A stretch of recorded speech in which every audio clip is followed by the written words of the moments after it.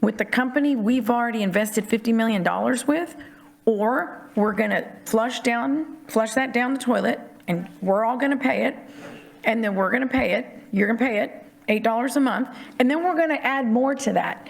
We're going to add more to that because we're going to start over. So I'm not asking y'all a question, please. Please. I'm not asking y'all a question, please. Please.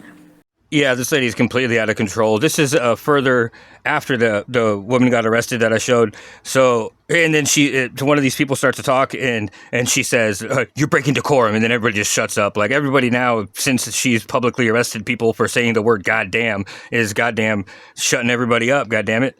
So I don't know, man. She's completely out of control. Somebody needs to tell the cops that they're not her little watchdogs. Like, she can't order them to do things. Like, they're a completely separate entity. When they get sued for these unlawful arrests, the mayor's gonna have nothing to do with it, and they're not gonna be able to blame it on her. It's all on them. They're gonna become case law because of her, and that's gonna suck. And here's what one of the council people had to say after Amanda Braylon was arrested that day. This is like 3 hours later, but check this out. She's wants to bring up the police. Letting us know. And she also wanted to say what great commenters. They don't, come here very often, so they were very, very pleased with the commenters. I also just want to mention about the police. We had very passionate people here, and I believe it was over the top to escort Dr. Isabel Araiza and take her in. I mean, that's what happened. I mean, I believe in freedom of speech, and it may not be the way I speak, but someone reminded me how we had a person come in with a, 1-foot knife, come in through security up to here with his knife, and he did not get even arrested. So, I mean, this is what you call double standards. So, again, I just want to say I am thankful for the police, but again, I think that should not have happened. I believe in freedom of speech, and yeah, maybe, have been escorted out. That happened to me, but to be arrested was uncalled for. See, they're already washing their hands of it. You cops got to realize, dude, they are not going to be standing there whenever you're getting arraigned on kidnapping charges. You know what I'm saying? You got to realize that, bros. Our drought restrictions were determined, and I think that's a conversation we had a year ago, actually next week, a year ago, about how we... Well, let's talk about a year ago, because a year ago, everybody was saying their address, their name and address, and now people just say their district number. So it's not like they're incapable of learning. I mean, they can learn. You know what I'm saying? My name's Sean Flanagan. I live at 4218 Herndon Street. What I've handed you is page 204. So proud about everything that they give us. They should actually talk about what they want to be given to them in terms of those tax abatements and write-offs and IDAs. So thank you so much. I humbly appreciate it. Thank you, Ms. Araiza. I'm sorry, just for clarity, Ms. Araiza, you're a doctor, correct? Thank you. I just want to address you accordingly. That's why I ask. That's why I want to... Chance to see the new chambers. Quite nice. Look good. And wanted to talk to y'all. William Durrell, 22 Hewitt, Corpus Christi, Texas, lifelong resident, Corpus Christi. Andrea Puyol, District 2. I am here today to speak. Howdy, James Perkins, District 2. I'm asking y'all to vote no, not be. So you see, they are capable of learning things. I mean, or at least changing their decorum or their rules or whatever. So maybe they can just start not enforcing decorum and just, letting people do what the fuck they want to do. You know what I mean? Please, up here wants, well, maybe not everybody, Sylvia, but are for desalination. And let's be clear, we have an immediate need. I'm calling desalination short-term, which is 3 years or so from now, and then we have the long-term. So no one is saying desalination is for today. I mean, everybody's smarter than that. It takes years to build. So if we stayed on track, desalination is for 2028, 2029, whatever, fall, summer, what have you. The immediate need, we have a deficit in the immediate need. We've done a great job, a stellar job. You talk about being innovative. You bring on wells. We improved the Mary Roads pipeline last year so that we can, I mean, you know, we reap the benefits really today. You know, we're looking at eastern, western wells, but we need more. We still need more. So transparency, it's out there.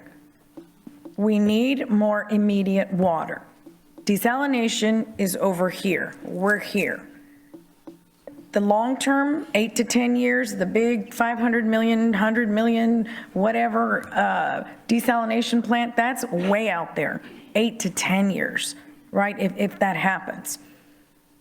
But I think we're all in agreement for the majority of this council that we're for desal. We've invested in desal. And so really it's a position that's difficult because we've invested. My priority, we can change, we can do whatever we want. I don't want to put $50 million in the toilet bowl, flush it down, and then ask you to pay for it. $8 a month for nothing. So we've got to. She really is a pro at miscategorizing and saying things that aren't true because it's already $8 a month. But she said, or not even she, but somebody else said it was $11.80 a month or whatever. So, I mean, there's a discrepancy there. But what she's trying to say is, oh, I don't want to do this and then ask you to pay it later. Well, no, bitch, you already did it, right? You've already invested $50 million and already made it go up to $8 more extra a month. And now she's about to tell us that no matter what we do, whether we keep the same people or hire new people, we're still going to be paying that $8. So literally, it doesn't matter what we do. And you didn't ask us. You just raised it without our, you know what I mean, without our input. So, I mean, it's whatever. To me, we've got to keep that in mind. And so why couldn't we accomplish what sounds like what everybody wants, which is we don't want a $1.2 billion plant, but we've already invested in this particular contractor. So why burn 50 million? So let's move forward knowing someone's going to move forward with the design. I mean, that's agreed upon. We've talked about that. We're either going to move forward with design with the company we've already invested $50 million with, or we're going to flush that down the toilet, and we're all going to pay it, and then we're going to pay it, you're going to pay it, $8 a month, and then we're going to add more to that. We're going to add more to that because we're going to start over. You got to understand what this bitch is saying, dude. She's saying, she literally just told the people, no matter what we do, there's no effect you can have on it, because if they start over, we're going to pay the $8 extra a month on the water bill, and if they don't start over, we're going to pay $8 a month on the water bill. So we might as well just keep on moving on with it. Number one, lady, I don't think anybody in their right mind would think, if that's the options, $8 or $8, then we're going to $8 and do it right and start over. You know what I mean? Like, you're defeating your own arguments because you're retarded and you're stupid. So there's another cost involved. So why would we do that? So why wouldn't we just go forward knowing at some point 30, 40, 50, 60% design? If we don't like the cost, we RFP it out. I'm not sure the exact terminology of RFP, but basically it means that, like, let's say a company couldn't pay for the rest of their plant that they got built, right? And they don't like where the cost is going. It's going to be too much, so they get another city or whatever or people to take over the payments, and they're responsible for the whole rest of the debt, but they also they get the services or whatever. So what she's saying is, once it gets too expensive, we'll just have the company RFP it out, and somebody else will take over the debt and pay for it, and we won't be on the hook for it anymore. You know what I mean? But that's and I think that's their game game, because that's what these construction or whatever kind of companies these are. That's what they want, is they want somebody else to take over it so they can just charge them more and more and just keep on RFPing it to different people. You know what I mean? I think that's their game. I don't know. Okay, so, okay, you want to burn $50 million? I'm not asking y'all a question, please, please. I'm not asking y'all a question, please, please. Okay, so, okay, you want to burn $50 million? I'm not asking y'all a question, you want to burn $50 million? I'm not asking y'all a question, please, please. You want to burn $50 million? I'm not asking y'all a question. So to me, I just think that, please, resolving what everybody wants without throwing $50 million away, please, would be to stay where we are, and we will look at it and move. We can go another direction. I mean, okay, so, okay, you want to burn $50 million? Please. Wow. No, you're not. Okay, stop. So, sir, you're breaking decorum, and I'm gonna ask you, that's it. That's the first, your warning. So please. Yeah, dude, she's miscategorizing the shit out of it. It's not that dramatic. And, dude, once again, you're breaking decorum. That's going to be her thing now when people are trying to speak up against her. So Stay where we anyway, are, it's just and crazy. we will look at it and move. We can go another direction. I mean, okay, so, okay, you want to burn $50 million? Wow. No, you're not. Okay, stop. So, sir, you're breaking decorum, and I'm gonna ask you, that's it. That's the first, your This warning. is the definition of tyranny, dude. She is literally enforcing rules upon somebody that has no business having these rules enforced upon them, when the rules are actually for her, which she is completely ignoring by breaking them every chance she gets. You know what I mean? Like, that is it. She's a definition of a tyrant. So. All right, and everybody or anybody in the city that's watching this, this is how you're going to know what people's live face looks like, because he's going to ask a question, and then I'm going to go to the actual answers when they affirm that his question is correct, and yes, he was right. And then we're going to go back and see what the weasels answered, so you can see what their lying face looks like, because these question and answers were hours apart. People obviously forgot what they look like, so it'll be a lot better this way. Kiewit members that are from the Ingleside office. We don't have any of our technical team that have been working on the project. They're honoring the suspension. They didn't want to come in for this meeting, but they're fully engaged. They're ready to continue participating. But they did some of the local team members here to represent Kiewit today. Yeah, I think part of the reason why we're in this suspension is because there are some questions. At least I have some questions. I'm hoping my other council members have questions. So that being said, we do have somebody here from Freeze and Nichols. That's correct. Right? So let me ask my first question. I have heard, and I need a clarification on this, that we went through two presentations. One presentation lasted probably about 45 minutes to an hour, in which we were basically walked through the design build, and we were told that when you go through this process, when you're at the 10% phase, the cost is a certain amount, and as you get further on, 30 and 60, then they hone in on the price. But I have heard this repeatedly from staff, and Peter, I'm going to direct this question to you right now in the absence of Kiewit. Have you heard this before, that basically the minimum cost is $1.2 billion? Okay, so that's his question. Now I'm going to skip forward past the answers and then get to his council people answering it for him, telling him the truth about what they said, right? And then I'm going to go back and show you what these weasels said. What it's going to cost. It could be more, but it's going to be 1.2. And they said that at 1.2. So because I asked, can you go down? No. For Councilman Everroy's question earlier about the $1.2 billion, the question, Councilman, that you were asking is true. They did say to us 1.2 billion is what's going to cost right now. It's not going to be any lower than that. And I heard that from their mouths. Okay, so the question was, is the minimum 1.2 billion? And the answer is yes. The minimum is 1.2 billion. Now let's see what these multi-million-dollar a year guys with these fancy suits. Let's see what their answers are to this question, which the answer is yes. The minimum cost is 1.2 billion.